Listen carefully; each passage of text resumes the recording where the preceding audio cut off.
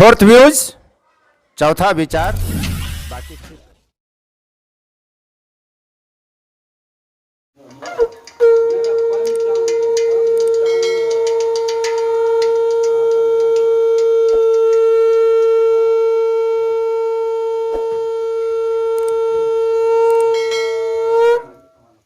मैं उपेंद्र कश्यप, जय हिंद।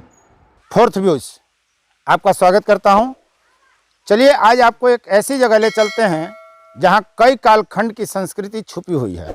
मेरे हाथ में जो आप ये झिटका देख रहे हैं, ये मामूली टुकड़ा नहीं है, यह कई संस्कृतियों का प्रमाण है।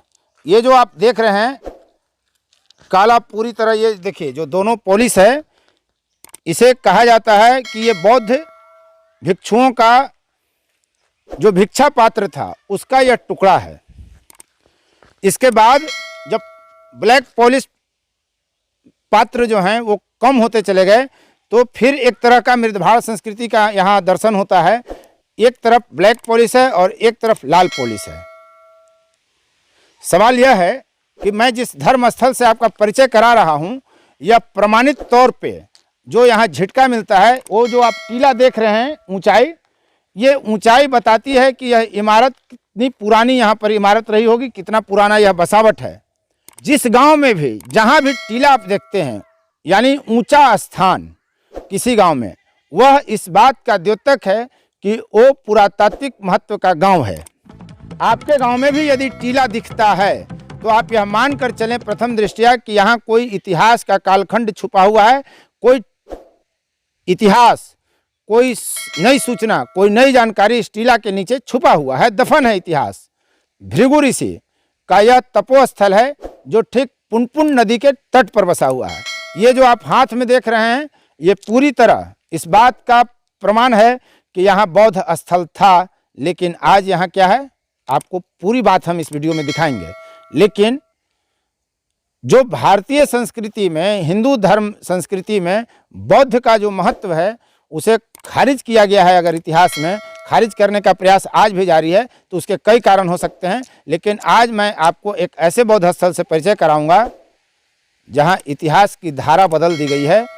जैसे नदी कभी कभी अपनी धारा बदल देती है, स्थल की पहचान भी बदल जाती है कि यह बौद्ध स्थल कैसे हिंदू धर्म स्थल में तब्दील हो गया। जी, आप देख रहे हैं फोर्थ व्यूज। यदि अब तक आपने चैनल सब्सक्राइब नहीं किया है तो कृपया करें, इसलिए कि इस तरह के मुद्दों पर बेबाकी से रिपोर्टिंग आपको यहीं सिर्फ देखने के लिए मिलेगी। बेबाक रिपोर्टिंग खासकर धार्मिक, सामाजिक, राजनीतिक मुद्दों पर देखने का सबसे बड़ा अड्डा है फोर्थ व्यूज। मेरे काफ़ी पुराना है, लेकिन नई ईंटें लगी हुई हैं बाद में, और पुरानी ईंटें भी यहाँ देखिए। ये जो देख रहे हैं ईंटों का जो जोड़ा गया है, पुराना कुआं बताया जाता है। कब का है कोई नहीं जानता, स्वाभाविक है। पेड़ के नीचे कुआं है जहां लोग आते होंगे, आराम करते होंगे और पानी पीने के लिए कुएं का इस्तेमाल होता होगा। आधुनिक काल में चापाकल आ गया तो चापाकल बगल में लगा दिया गया है। ये बहुत ही खूबसूरत प्रकृति की गोद में छांव में बैठने वाली जगह है। बहुत ही शांति और गर्मी के बावजूद, जिस आश्विन मास में चमड़ा सुखाने की गर्मी धूप में होती है, उस धूप में इस वट वृक्ष के नीचे काफ़ी सुकून मिल रहा है, शांति मिल रही है। ये पुराना वट वृक्ष है और ये रास्ता है सबसे ऊंच शिखर पर। अब माँ नकटी भवानी का मंदिर बना दिया गया है। कई शिवलिंग भी हैं, कुछ शिवलिंग तो काफ़ी प्राचीन माने गए हैं। हम इस पर भी बात करेंगे जानकारों से।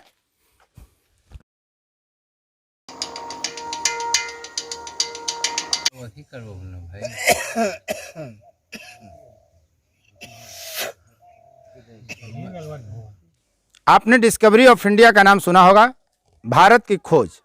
भारत के प्रथम प्रधानमंत्री जवाहरलाल नेहरू ने यह पुस्तक लिखी है। उन्होंने इस पुस्तक में लिखा है कि पहली सदी में जन्मे शंकराचार्य ने हिंदू धर्म का प्रचार प्रसार करना शुरू किया। बौद्ध स्थलों, मठों के समानांतर मठ बनाए। इससे पहले, बौद्ध काल से पहले हिंदुओं के मठ नहीं होते थे। तो क्या वास्तव में जिस स्थान पर मैं अभी बैठा हूँ, यह बौद्ध स्थल ही नहीं था? यदि यह बौद्ध स्थल नहीं था तो बुद्धिज्म से जुड़े सामान यहाँ बहुतायत मात्रा में क्यों मिलते हैं? बुद्ध का भिक्षा पात्र जो हुआ करता था उसकी बड़ी संख्या में यहाँ टुकड़े मिलते हैं।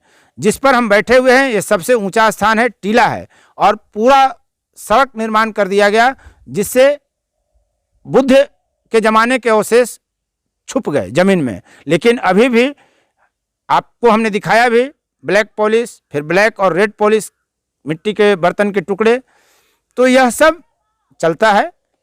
तो वास्तविकता क्या है नकटी भवानी की? यह बौद्ध स्थल कब था, कब नकटी भवानी की स्थापना हुई, कब यहाँ ब्रह्मा जी आए, कब उनके पुत्र भृगु ऋषि आए और यहाँ तपोस्थल बनाया, इन सारी चीज़ों पर हम पूजा पाठ और कर्मकांड के ज्ञाता लाल बात कराएंगे। फिलहाल यहाँ रहने वालों से हम जानते हैं कि यह क्या है, कहाँ है। संत उदयगिरी जी, हम अभी कहाँ हैं? हम लोग नकटी भवानी भगवान भृगु मुनि के नाम से जाने जाते हैं। तपोभूमि औरंगाबाद बिहार गोह अंचल में पड़ता है। इसका क्या महत्व है? इसका महत्व हम लोग जानते हैं कि जो भक्तगण आते हैं खाली नहीं जानते हैं।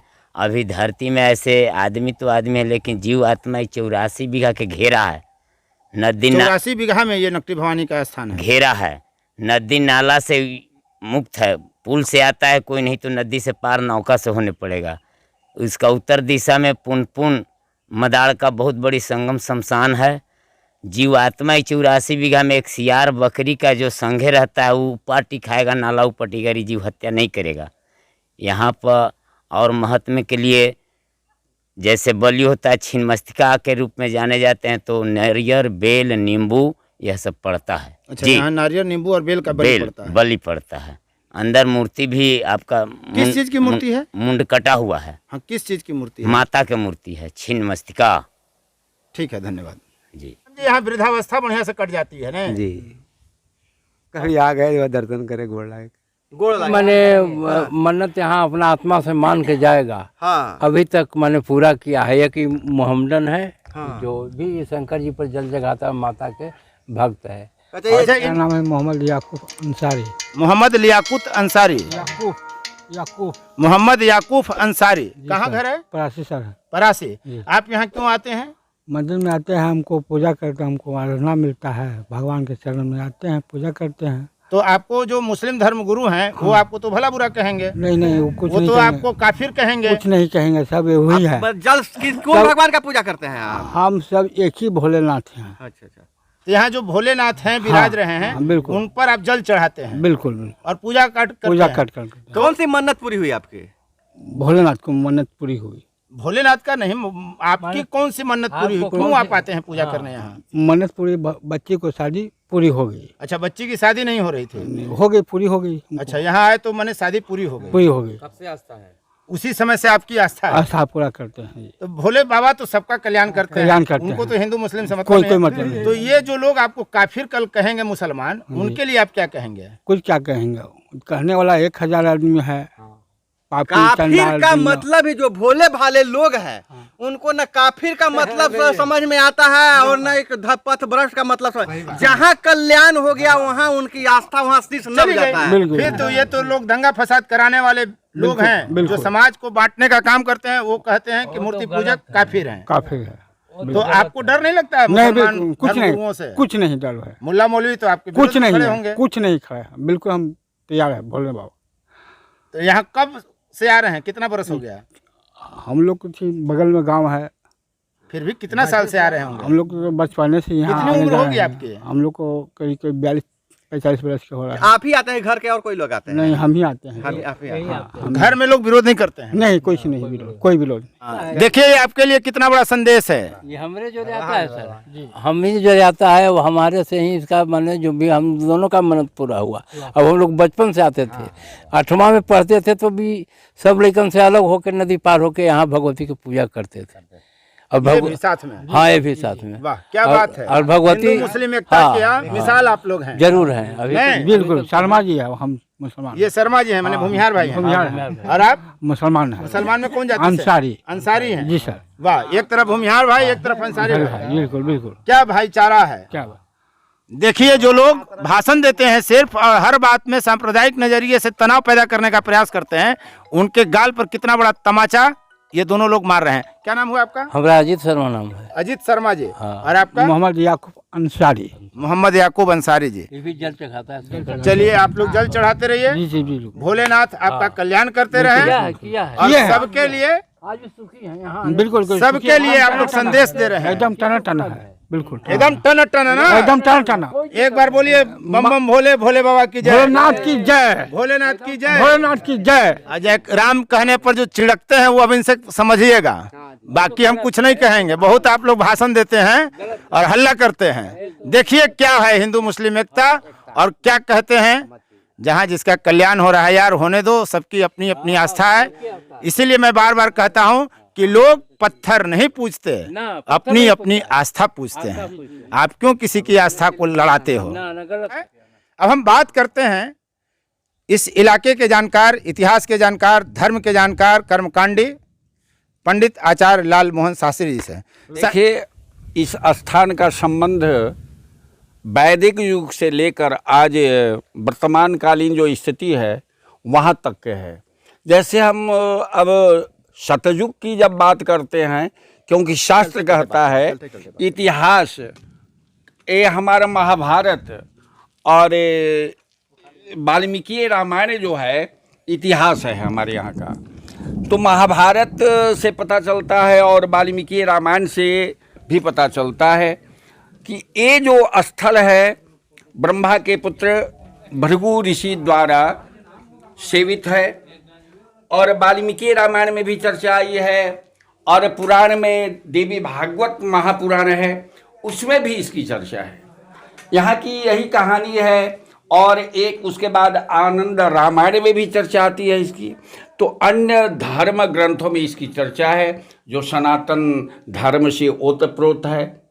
यहाँ पर ये बताया गया है कि देवासुर संग्राम हुआ। आपके पूर्व पत्रकार ने पूर्व बात कही है कि देवासुर संग्राम की बात आती है, उसका संबंध यहाँ से रहा है। देवासुर संग्राम में जब दैत्य के गुरु शुक्राचार्य तपस्या करने के लिए चले जाते हैं तो देवतागण असुरों पर हावी होते हैं और असुर लोग भागने लगते हैं। भागते भागते कहीं जगह नहीं मिला तो इस क्षेत्र में आते हैं और यहाँ पर जो भृगु ऋषि की पत्नी थी वही यहाँ केवल थी, पुलोत्तमा, पुलोमा या पुलोत्तमा, पुलोमा नाम था। हाँ, तो एक राक्षस का भी नाम था और एक इनकी पत्नी का भी नाम था जो अग्नि की सुरक्षा करती थी। और ऐसे एक गोही क्षेत्र में स्थल है, वो बगल में है, जिसका नाम आज सिंह वाहिनी देवी जी वहाँ पर स्थित हैं और वहीं पर भृगु ऋषि का आश्रम था। और ये जो स्थान है भृगु ऋषि का गुरुकुल था। यहाँ देवताओं को ज्योतिष वेद इत्यादि पढ़ाया करते थे। ये क्षेत्र रहा है गुरुकुल में। ऐसे इसका नाम है भरारी, हम मगही भाषा में भरारी कहते हैं, बाद में भृगुरारी हुआ और उसके बाद अभी अभी परिमार्जित भाषा में हम भृगु आश्रम भी कह सकते हैं। जबकि भृगु आश्रम बिहार में तो है भी नहीं, उधर जो है आप जो गोदावरी क्षेत्र में पड़ता है, लेकिन ऋषि लोग यत्र तत्र आते जाते रहते हैं।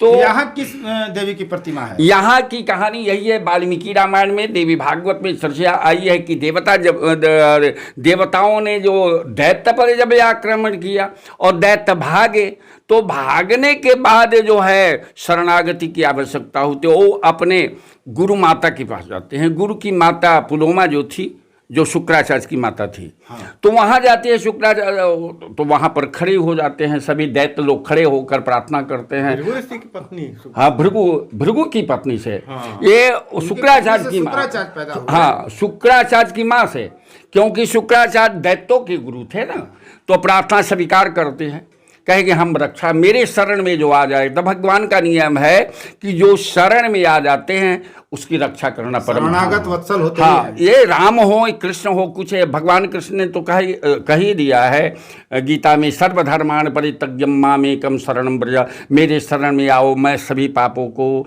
नाश कर दूंगा। और भगवान राम भी कहते हैं, मानस में चर्चा है, शनमुख हो ही जीव मोहि जन्महि, जन्म कोटि अघनाश ही तबहि। तो वही स्थिति माता के साथ होती है। माता कहती है अब तुम सुरक्षित हो। देवता लोग ये आते हैं, देवता कहते हैं आप निकालो, ये दैत्यों को निकालो। थोड़ा दर्शन करा दीजिए आप। तो देखिए, तो दैत्यों ने कहा वास्तविक माँ यही है, ये छिन्नमस्तिका है, सर नीचे है, अच्छा, सर यहाँ पर है जो स्पष्ट नहीं हो रहा है। ये वीरासन में बैठी हुई है माँ, और सर इसके नीचे है और हाथ जोड़ी हुई है।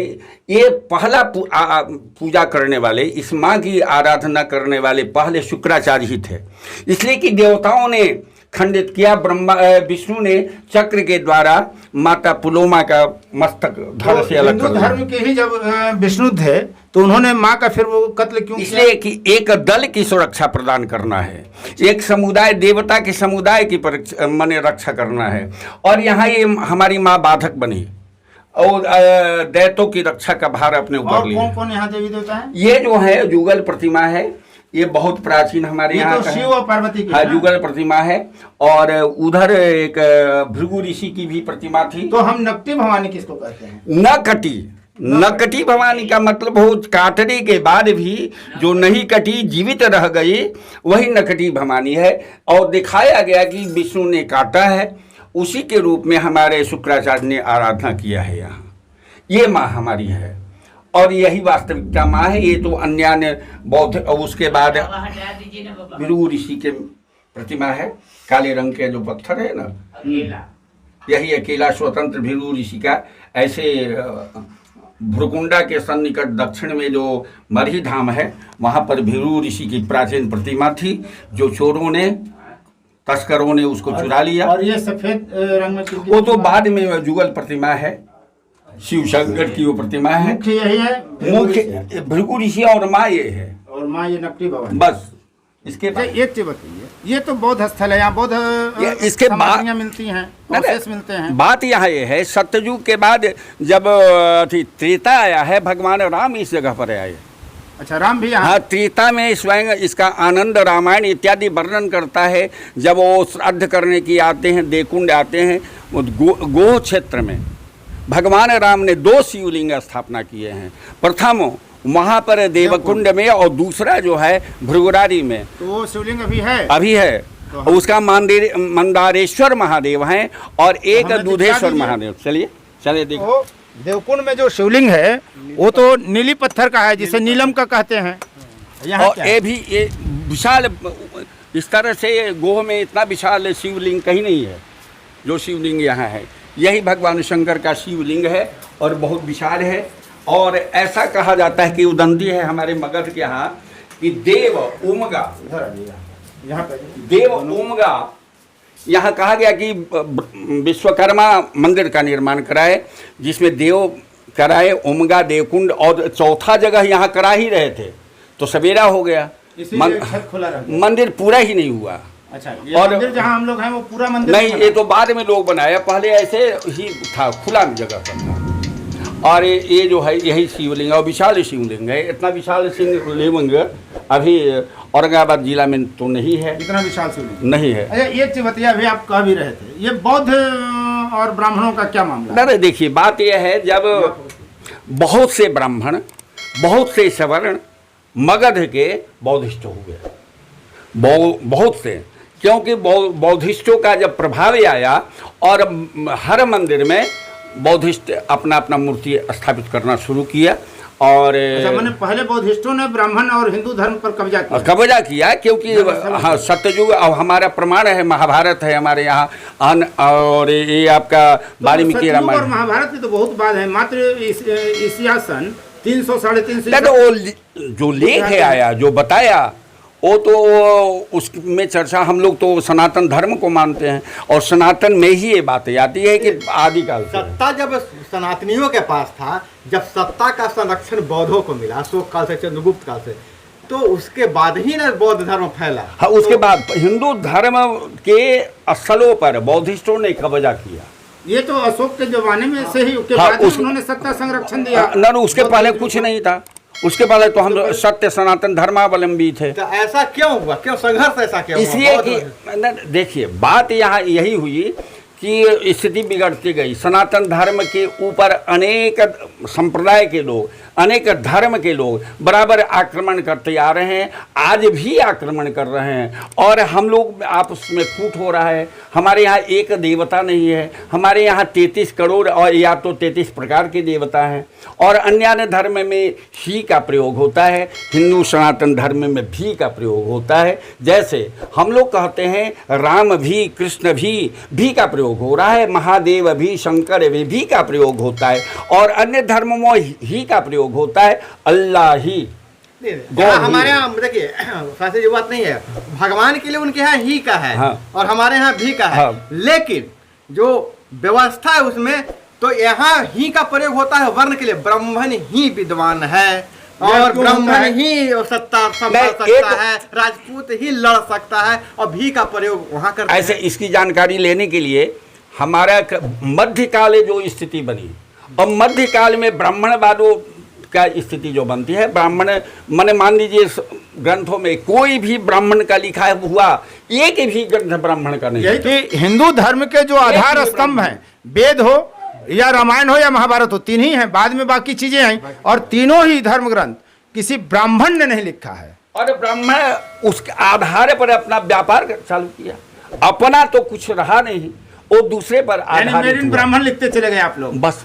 और बौद्धिस्ट जो आए हावी हो गए।